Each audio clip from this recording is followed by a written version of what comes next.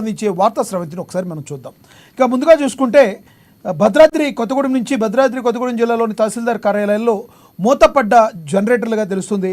తహసీల్దార్ కార్యాలయాల్లో విద్యుత్ సరఫరాకు అంతరాయం కలగకుండా జనరేటర్ల ఏర్పాటు, ₹1,00,000 ఖర్చు పెట్టి జనరేటర్లు ఏర్పాటు చేసిన గత ప్రభుత్వం ఏర్పాటు చేసిన కొద్ది రోజులకే మొరాయించిన వైనం.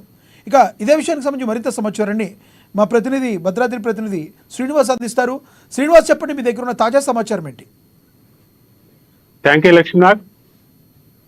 ఉమ్మడి ఆంధ్రప్రదేశ్ గా ఉన్న సమయంలో తహసీల్దార్ కార్యాలయాల్లో ప్రజలకు ఇచ్చేటువంటి సర్టిఫికెట్లు ఏవైతే ఉన్నాయో ఆ ఇచ్చేటువంటి సందర్భంలో ఎక్కడ కూడా వాటి విషయంలో అంతరాయం జరగకుండా నిరంతరం విద్యుత్ సరఫరా ఉండాలనే ఉద్దేశంతో ఆ రోజు ఈ యొక్క ఉమ్మడి ఖమ్మం జిల్లాలో ఉన్నటువంటి 38 తహసీల్దార్ కార్యాలయాలకు ఈ యొక్క జనరేటర్లను కొత్తవి కొనుగోలు చేసి రాష్ట్ర ప్రభుత్వం కేటాయించడం జరిగింది. ఇవి కేటాయించిన సమయంలో నాడు కొద్ది రోజులు పనిచేసిన తర్వాత, అంటే దాదాపు ఒక 15 సంవత్సరాల క్రితం ఈ కొనుగోలు చేసినటువంటి నేపథ్యం ఉంది. ఒక్కొక్కటి కూడా 70,000 నుంచి 80,000 వరకు ఖరీదు చేసేటువంటి యొక్క జనరేటర్లు ఏవైతే ఉన్నాయో అవి కొద్ది రోజులకే మూలన పడి వాటిని వినియోగించుకోవడంలో ఈ యొక్క అధికారులు తాత్సారం చేసినటువంటి నేపథ్యంలో నేడు అవి శిథిలావస్థకు వచ్చినటువంటి నేపథ్యం కూడా కనపడుతుంది. ఇవి ఈ యొక్క తహసీల్దార్ కార్యాలయాల్లో ఉన్నటువంటి ఏవైతే జనరేటర్లు ఉన్నాయో వాటిని పట్టించుకోకపోవడం వల్ల ప్రభుత్వ ప్రజాధనం లక్షలాది రూపాయలు ఈ యొక్క మట్టిపాలు కావాల్సినటువంటి దుస్థితి ఏర్పడింది. ఇప్పుడు మనం వెనకాల చూస్తున్నాం. ఇప్పుడు తహసీల్దార్ కార్యాలయంలో పాలంచలో ఉన్నాము. ఇక్కడ ఉన్నటువంటి జనరేటర్ ఏదైతే ఉందో పక్కన పడేసింది, అది మట్టిలో సగం కొట్టుకుపోయినటువంటి పరిస్థితి కూడా ఉంది. ఈ యొక్క పరిస్థితి చూసినట్టయితే జిల్లాలో ఉమ్మడి ఖమ్మం జిల్లాలో ఉన్నటువంటి తహసీల్దార్ కార్యాలయాల్లో కొన్ని పని చేస్తున్నాయి, కొన్ని పని చేయట్లేదు. వీటిని వినియోగించుకోవడంలో ఆ యొక్క కార్యాలయంలో ఉన్నటువంటి తహసీల్దార్లు నాడు పనిచేసినటువంటి తహసీల్దార్లు ఎవరైతే ఉన్నారో వాటిని నిర్లక్ష్యంగా వదిలేయటం వల్ల ప్రజాధనం లక్షలాది రూపాయలు వృధాగా పడిపోయి ఇలాగ తుప్పు పట్టి పాడైపోయినటువంటి పరిస్థితి ఉంది. ఇకనైనా ఈ యొక్క జనరేటర్లు వచ్చిన కాడి నుంచి పనిచేయకపోవడంతో ప్రజలు వాటిని వినియోగించుకునే విధంగా చర్యలు తీసుకోవాలని, లేదంటే వాటిని ఎవరికైనా ప్రైవేట్ వ్యక్తులకి ఆక్షన్ ద్వారా ఉన్నటువంటి వాటిని విక్రయించినట్టయితే కొంత ధనమైన కొంత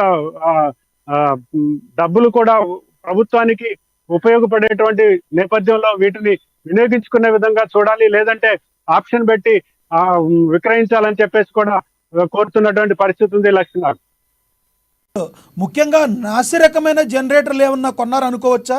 అంటే ఇది ఎటువంటి పరిస్థితుల్లో గ్యారంటీ ఉన్నాయైతే ఈ రకంగా జరగవు, నాసిరకమైన జనరేటర్లు కొని ఈ రకంగా ప్రజాధనం దుర్వినియోగం అయిందనుకోవచ్చా?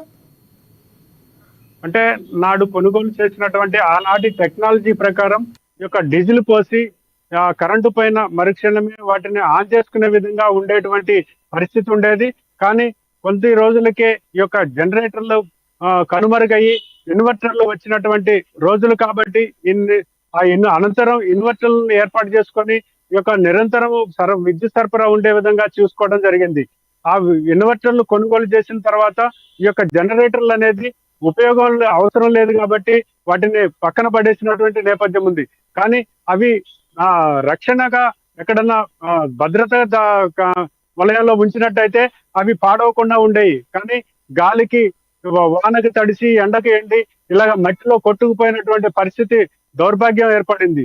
కాబట్టి వాటిని కాపాడటంలో ఆ యొక్క కార్యాలయాల్లో ఉండేటువంటి అధికారులు నిర్లక్ష్యం వల్లనే ఈ యొక్క దుస్థితి ఏర్పడిందని చెప్పేసి కూడా ప్రజల నుంచి ఆరోపణలు వినిపిస్తున్నాయి. లక్ష్మీనాథ్,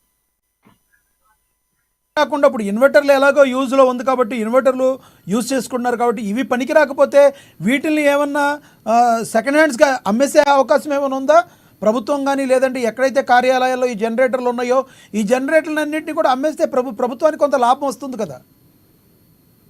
అంటే ఇప్పుడు ఉన్నటువంటి పరిస్థితులలో ఆయా కార్యాలయాల్లో వృధాగా పడి ఉన్నటువంటి వాటిని పట్టించుకునేటువంటి స్థాయిలో ఆయా కార్యాలయాల్లో ఉన్నటువంటి అధికారులు లేరనేది కూడా ప్రజల నుంచి విమర్శలు వినిపిస్తున్నటువంటి నేపథ్యంలో ఆ దిశగా ఆ అధికారులు ఎవరైనా దృష్టి సారించి వాటిని నిరుపయోగంగా అలాగ పడేయకుండా వాటిని విక్రయం చేసి కొంత ప్రజాధనాన్ని కాపాడేటువంటి ఆలోచన చేయాలని చెప్పేసి కూడా ప్రజలు కోరుతున్నటువంటి నేపథ్యంలో ఆ దిశగా ఇప్పుడున్నటువంటి అధికారులైనా ఆలోచించి యొక్క ప్రయత్నాలు చేస్తారని ప్రజలు ఆశిస్తున్నారు లక్ష్మీనాథ్.